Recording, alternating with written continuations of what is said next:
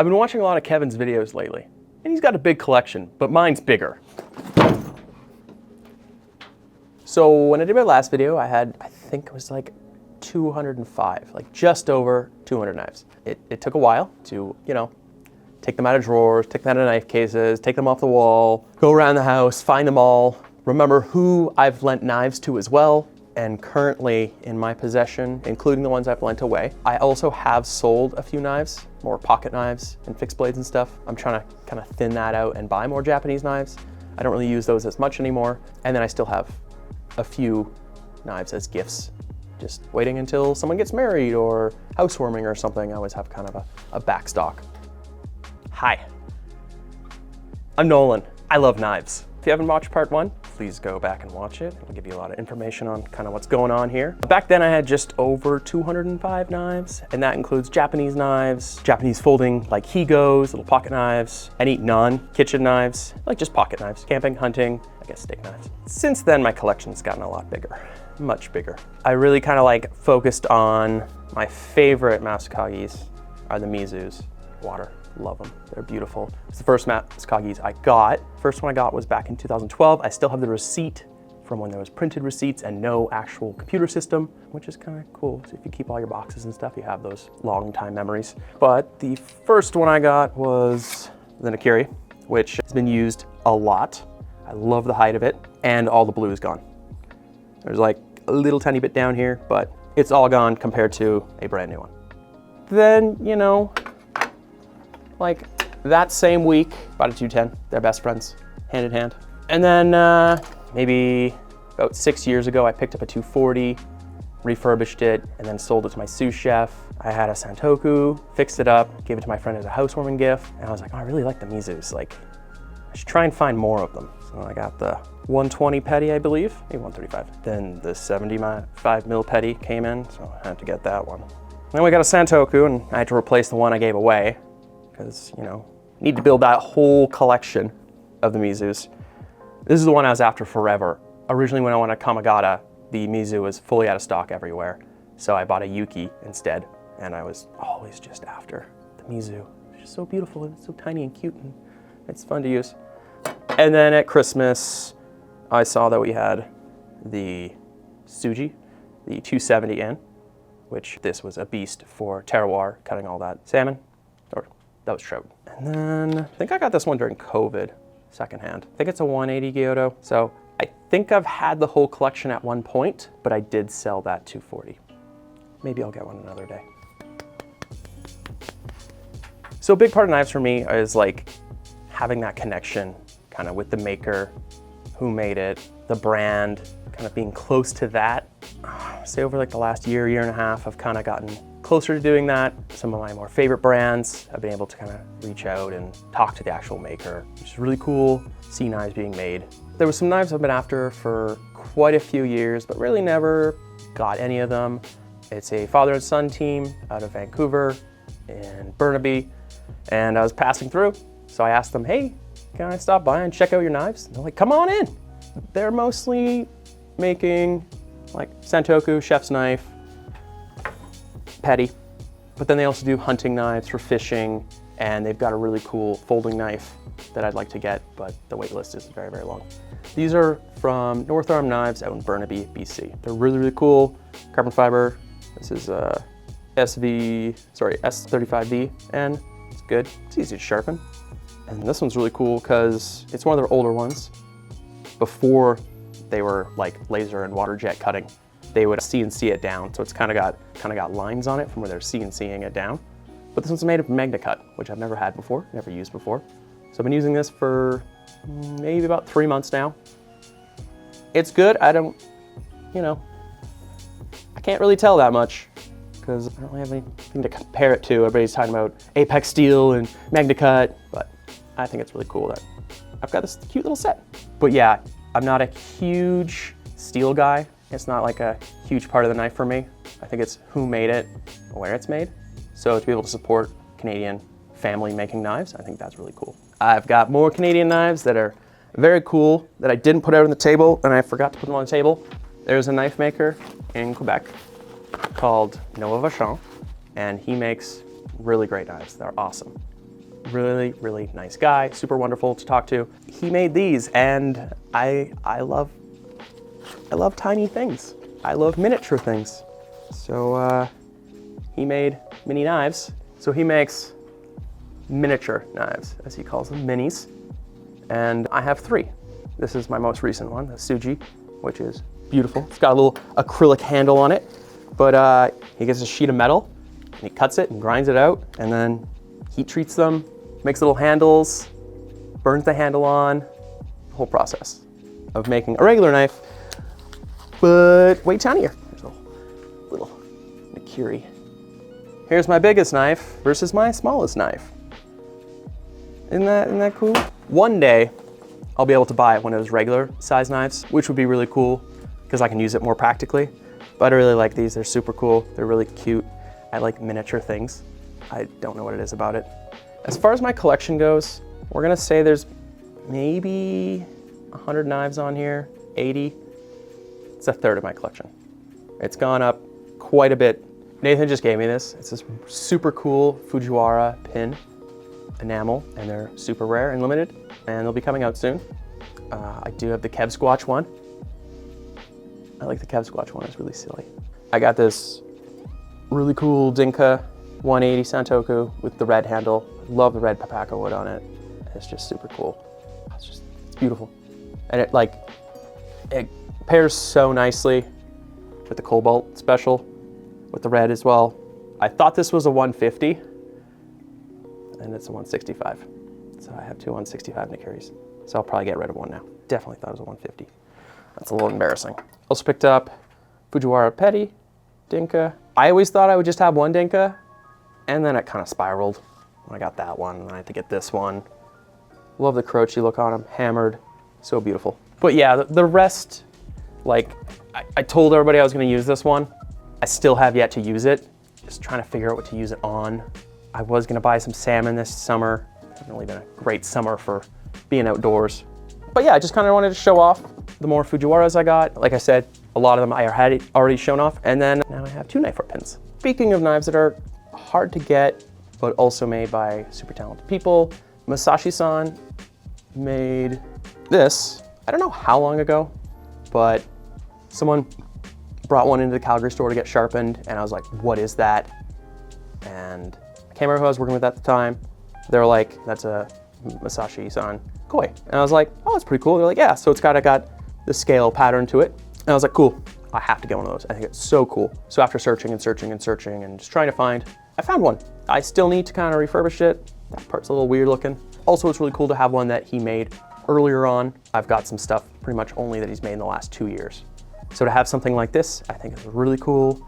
I like how it shines, kind of get that scale look to it. When he was here last year, I was working at the Calgary store for the day that he was here, and he had these special Hakwins, and I think he only made 30 of each shape. He had a bunka and this 210 Karatsuke. Came in, he signed knives, really, really hoping he'd be able to sign this knife at the end of the day. He had so many people come in. It was such a cool event. It was so cool to work an event like that. I also worked when Shibata-san was in the store. The energy in the store, everybody's happy and like buying knives, and there's people cooking hot dogs, and it's fun and exciting. And also you get to meet a blacksmith who's like a rock star. It's like, holy crap, like that's Masashi-san. Like, oh my God. I'm gonna stand here and be quiet and watch him work. Unfortunately, too busy to engrave, but I still got the knife, and it was a really, really great gift for my wife and myself. I bought the gift for us. It's just so thin and so beautiful, and every time we use it, we just can't believe how thin it is. And it's a really good memory of our first wedding anniversary, because we're always gonna have it.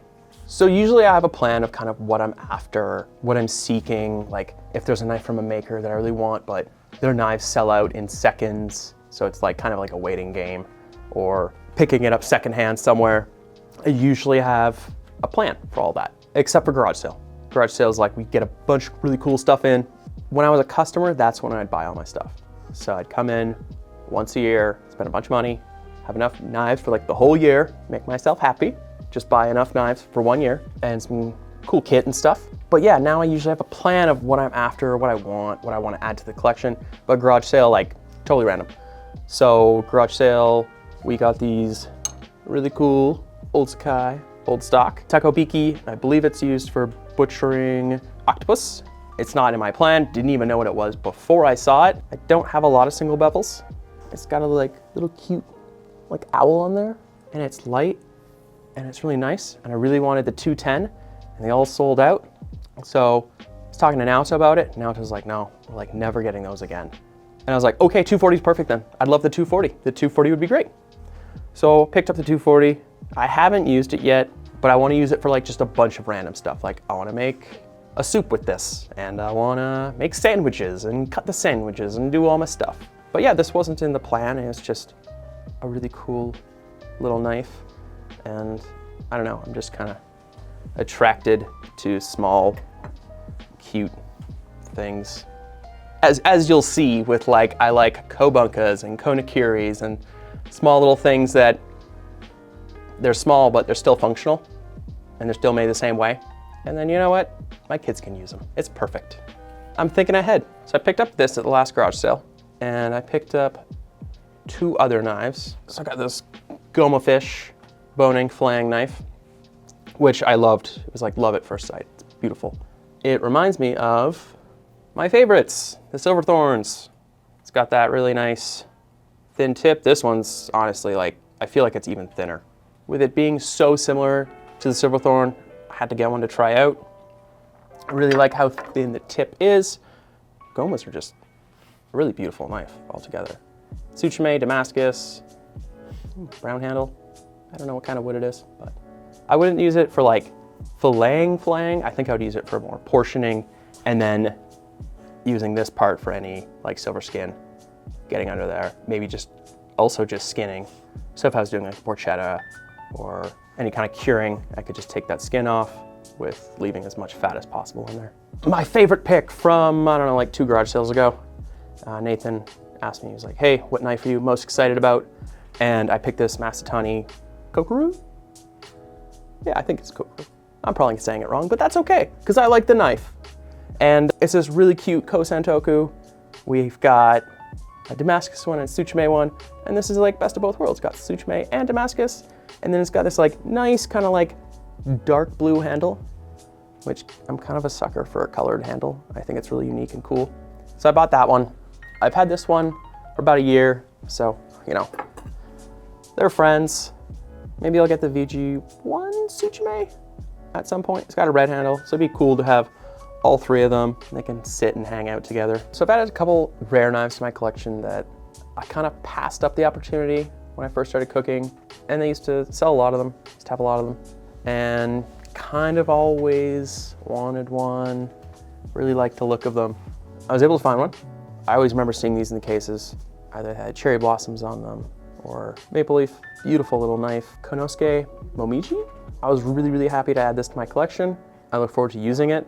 Am a little scared of kind of scratching it up. I don't really have super polished knives because I always I use them. I don't baby them, but I take care of them at the same time. This was something I really, really wanted. I wanted a Nakiri so badly. I passed it up so many times, seeing in the store, and then one day they just disappeared. And I went back to Knifewear, and they didn't have all the stuff they used to have because people get older. So yeah, I was really happy to add this one in. And with that one, I also added this one. It's a mirror polish. Konoseke mirror polish. I'm a little afraid to use this one just because I don't want to scratch it up because to get that mirror polish back would be a lot of work. I'm getting nods from everybody. Don't clean it with a microfiber. Don't use steel wool. Don't use stainless steel scrubby. Don't use a tawashi. Just my fingers, like a white glove. Maybe I'll keep it on the walls in the mirror. So when we're filming currently, it's Small Makers Month.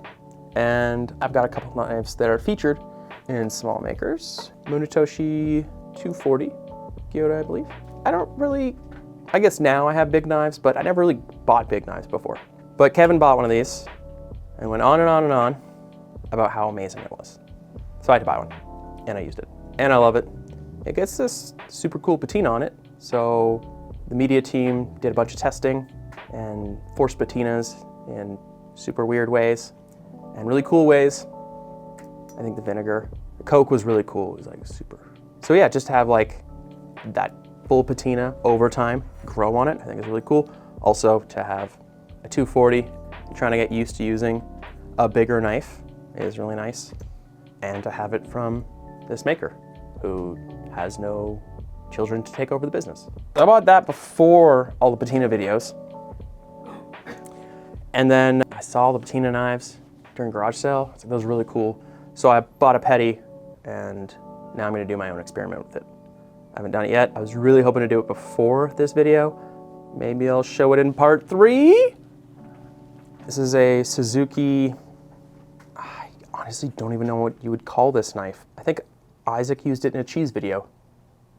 Yeah, it's got that super thick spine because Suzuki makes sickles, so he transfers that to knives. But I saw Isaac use it as a cheese knife in a cheese video he did with Knifewear. And I was like, that's really cool. I like that. And again, little tiny cute knife. So now I use it as a cheese knife. So got a Tosa whale knife, used for charcuterie and cheese. And then Munetoshi, little cheese knife. Bought it for my wedding because we had charcuterie and cheese. And I was like, I need a cool Japanese cheese knife. So I got this. And it's like super cool and cute. And I like to do trees on it, and it's great. I'd like to get the actual petty sometime, but that's down the road. I got this 7 years ago at garage sale. I felt like it was like the best one you could actually hold in your hand if you were gonna do any kind of like any kind of pairing in the hand. But then I saw one day that it was featured and it was like, hey, use it for cheese and charcuterie. I'm like, that is super cute. I will use it for cheese and charcuterie. These are my 3 purposeful cheese and charcuterie knives that I have out. So I just talked about a sickle maker. I have this, which I just got a couple days ago in the mail. Takeda posted that he found a box of sickles that his dad made. So I got one, and it's really awesome and really sharp. I don't know what I'm gonna use it for. Like, I don't really have grass to cut. I don't think I'll ever be able to use it for its intended purpose, but his dad made these, which I think is really cool. I do have a few Takedas, but to have something that his dad made, I think is really cool. For the handle, I don't know if I'll leave it like this or if I'll just wrap it in 550 paracord, something really cool, maybe dip it in some kind of lacquer. That handle on there, really cool. But it's crazy, crazy sharp. It's beautiful. I just love it so much. I don't have anything like this. Probably never would have bought anything like this, but because it's Takeda and Takeda's dad made it, I think that's really cool and really unique. And I usually buy for function. I don't think this was a buy for function. This was buy because it's just really, really cool and I like it. Yeah, you will not be able to find this. When I went to get them, I think it was some of the last, so I had to buy it. Had to buy it because I'll never get another chance. And I guess that's a big part of buying and collecting knives is, will I ever be able to get this again? Will I ever be able to get a river jump? Because when I first started shopping at Knifewear, they had a case full of them. And now, 1 a year, 2 a year, sells in 2 seconds. But this, I was able to buy this, so I bought it right away. So I've got a sickle from Takeda's father, which is really cool.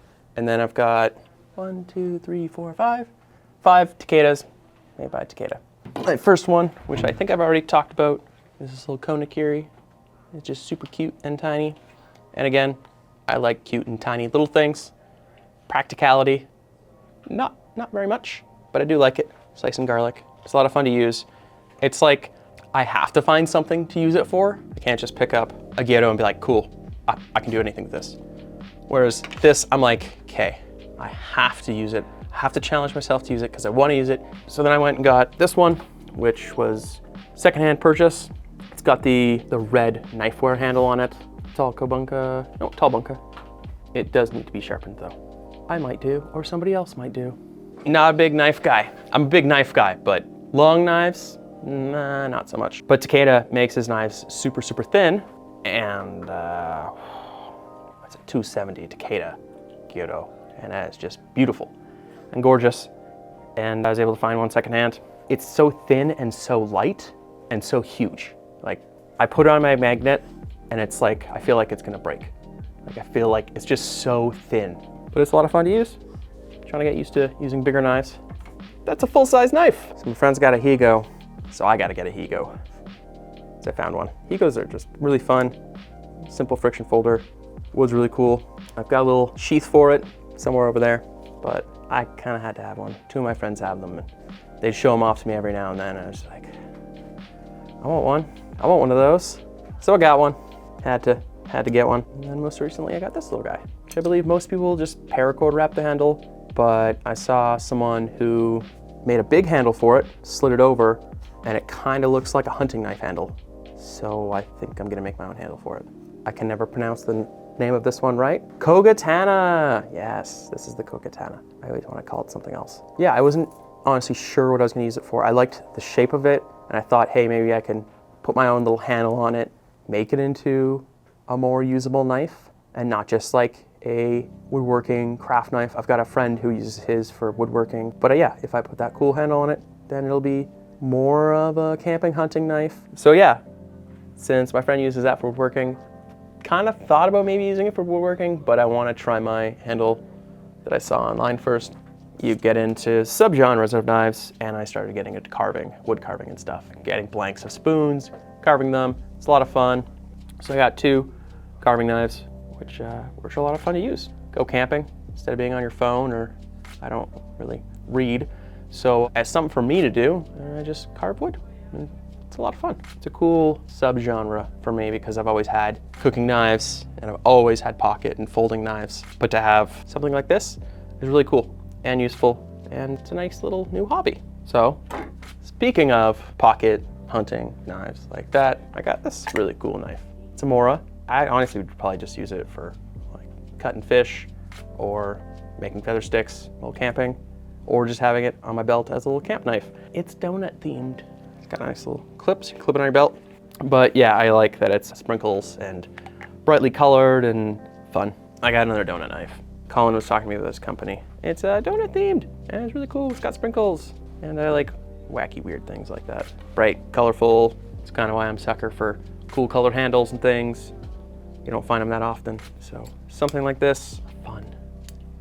It's just fun. This was my first pocket knife ever. It's a little tiny buck. I've had it forever. It's always been in my collection.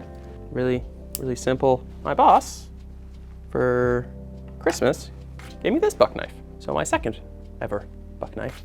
And it was blazing engraved with Christmas, because we got through Christmas. We all survived. That's really cool. This little knife, made in one of those Nordic countries. I don't really know which one. But yeah, it's a little folding knife. A little fish. I stropped it a few times. I got it pretty sharp. A little keychain kind of thing to have. I just thought it was really cool. It's kind of rainbowy in the right angle. I was going to a friend's birthday, and I needed to get him something. We were at a Higo's, so I went and found this. And I was like, well, I gotta get myself one. These are just really cool. And then I was like, yeah, just kind of put a little bit of an edge on there. So I got a little fish knife. It's cute. I got a little James brand, kind of like a scalpel thing. I used it for cutting a lot of boxes. I don't use it that often anymore. It's just kind of hard to take out of the pocket, out of the sheath. They have these traditionally with like a wood inlay or a carbon fiber, and this was like a mystery. You don't know which one you're gonna get, and it's pink. And I really like it. This is my pocket knife I've been using mostly in the warehouse right now. It's James brand, Folsom, I believe. It's kind of turned blue because I keep my pen in my back pocket, and now it's dyed it. And I'm not gonna do anything about it because I like it. I like that it's been dyed blue because it's a user knife. And then I brought the spider coat that I used forever, just to be a comparison to that. So I have a tank, and Knifewear employees aren't allowed to buy tanks. I brought it back because I got something else too, and I wanted to kind of show it off again. We use it, honestly, like all the time. Anytime we're doing stir fry, coleslaw, it's kind of big. We're doing a lot of pulled pork right now. Always have to have coleslaw. Wanted to bring it back, show, hey, I got this Tinker tank. It's pretty sweet, because I got a shark tooth. It's thick, and it's big, and it's really cool. I guess kind of similar to the Fujiwara. I didn't ever think I'd buy one of these, but the chance came up, and I didn't want to pass it up. I'd never seen one in person, so I didn't realize how thick that spine was and how big and heavy of a knife it is. But I really like it, and it's really well made, and it feels really good in the hand. And it's considerably shorter than I thought it was gonna be, which is really nice. But yeah, it's a beefy knife. And yet again, bought this secondhand because Knifewear staff are not allowed to buy Tinker stuff. Let's talk about this big thing. I saw it and I was like, that'd be a really good pizza knife. And I got a pizza oven at home. We make pizza a lot with my in-laws. That'd be like perfect. Go through pizza, So I bought this. I think traditionally it's like a Middle Eastern kind of kebab style, shaven knife, rocking. But I also bought it because I want to do like dumplings, and it's just like really good to rock through everything. It's a big ass knife. And this is the smallest one they make. The smallest. The other one's like there, and then like here, like, okay, that, you know, for regular size pizza, this is like a really good size. Rustic, cool. Also, speaking of rustic and cool, look at this. This was in the last video. If you haven't checked it out, go check it out now. A lot of people thought this was a CCK. It's not. I don't really know what it is. I put it in Google Translate, and it's made in China. It's a Chinese cleaver. I started working at this restaurant. We did like a quick method of Frenching where we just go right through the bone, push the meat down, cook the chicken, it pulls it back. It looks nice. It's broken though. Really quick for lunch. And that was the name of the game where I worked. Was doing lunch, 45 minutes in and out. So we would do 150 breasts a week. We would have chickens come in for other things, but for this, we would just get chicken breasts in for that with the bone in, skin on, Supreme style. I didn't have a cleaver. My sous chef at the time, he'd always lend me his cleaver. And then one day he's like, hey Nolan, here, take this. And he gave me this big honking piece of metal. I'm like, what's this? And he's like, I don't know. Someone left it here a long time ago. It's yours now. Use it. Stop using mine. I'm like, oh, okay, cool. Thank you. So I got this. I used it for quite a few years. It hasn't come out in a long time. I can't even remember the last time I sharpened it or touched it up or did anything to it. It should probably be again soon sometime, but it pretty much looked like this when I got it. And to me, it's just like someone cut out a car door and then put an edge on it. It's just this big, thick piece of metal, and you just drop it, it just slams to the bones. But yeah, a lot of people commented, it's like, hey, it's a CCK, you didn't talk about the CCK. It's not, it's just a big cleaver, and it does the job. These little dog knives, I bought them for when we have kids. Got this from a guy named Dean. Every kitchen I worked in, everybody had a Kiwi knife. I have never owned my own Kiwi knife, and now I got one. So someone gifted this to me. It's really cool. They knew that I liked small little tiny knives, as we've discussed already. But yeah, it's like a little charcuterie knife. I never had a Kiwi knife, but I used everybody else's. Everybody always had one in the kitchen. So now I got this little thing, and it's really cute. Oh yeah, last video I talked about my Kuhn paring knife that I've had since my first year of culinary school, which was back in 2009. But I forgot to bring another one to compare it to. So I brought my second most used to just kind of do a comparison, but of how much has been eaten away from all the sharpenings over all the years to kind of show the use of it. Like, it's still going strong. It's probably gonna last me forever. Might have to cut this down a little bit. They're great, I love them. And they come in so many different colors and they're fun.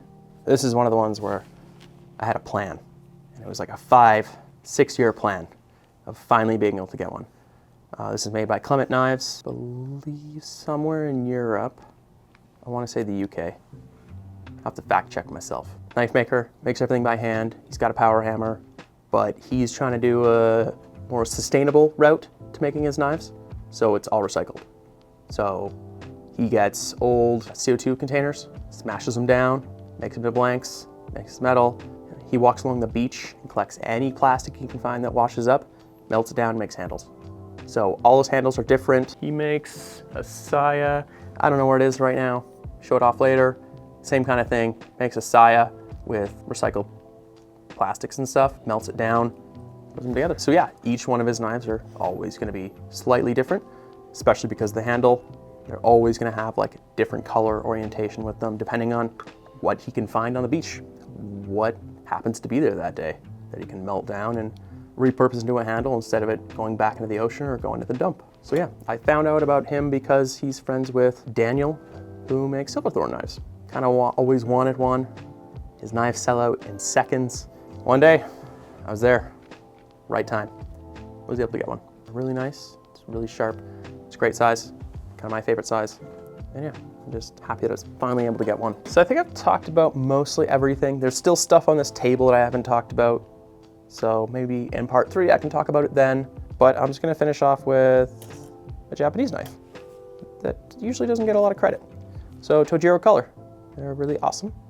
They're a great price point and they work really well. I picked up these for camping maybe last year, and now they live in my kitchen block and I use the Petty a lot. When I was cooking still, I had a friend and he had the Hanazuki. I sharpened it quite a few times for him. Holds an edge great. easy to sharpen. I do kind of like the rubberized handle a little bit. It's nice, and it's Knifewear red, which is awesome. So these live in my camping bin, but currently, for like the last 2 months, they've lived in my knife block in my current rotation of my kitchen. I don't think they get enough credit, because I think they're really great. So I've got a friend who's got a pepper business, so I picked up some pepper seeds from him, and we've got this sticker wall here, so I also picked up some stickers. So I'm gonna put these stickers on the wall, and if you've got any stickers, you can get them put on the wall. You just gotta send them to this address here where we are. So, seeds from the pepper merchant, stickers on the sticker wall. If you think you've got a bigger knife collection than me, please comment below. Also, if you think I'm missing anything, let me know. I am missing a Juro, and I still do not have a Hatto. I'm really holding out on the Damascus Hatto. If you haven't seen part 1, which way? Which way? This way? That way? That way? This way? This way? Yeah, please watch it. Yeah, I like doing these videos. It's a lot of fun. Okay, bye.